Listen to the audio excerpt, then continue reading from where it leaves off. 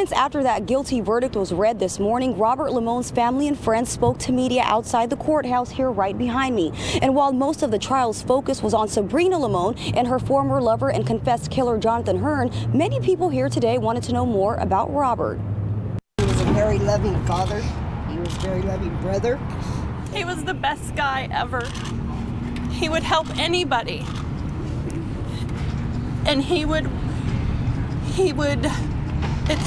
was wonderful. He was loved by many, many, many, and he's deeply missed. Robert Limon's sisters, emotional yet relieved after learning that their sister-in-law could possibly spend the rest of her life in prison. It's just been a long 3 years, and it's time to put this behind us and just move on.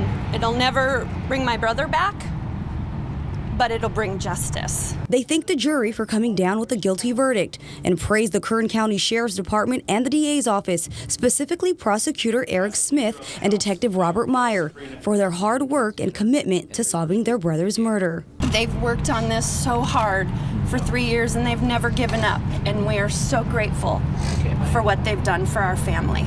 Also crediting Jason and Kelly Bernatine, the Limons' best friends, for going to detectives the moment they suspected Sabrina and Hearn of killing Robert. We're very grateful for Jason and Kelly. He had some awesome friends that really had his back.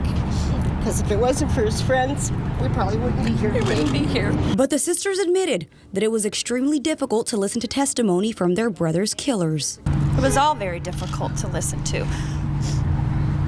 When it's someone that you've loved your whole life and you get to listen to people planning what they're going to do or what they've done to end his life, that's very hard to listen to. Very hard. When Jonathan said that my brother was mortally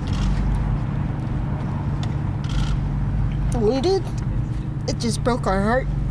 And then he did, for him to go and shoot him again, it just unsenseless. But when asked if they were satisfied with the 25-year sentence Jonathan Hearn was set to receive in exchange for his testimony against Limon, even though he was the one who actually pulled the trigger, they said yes.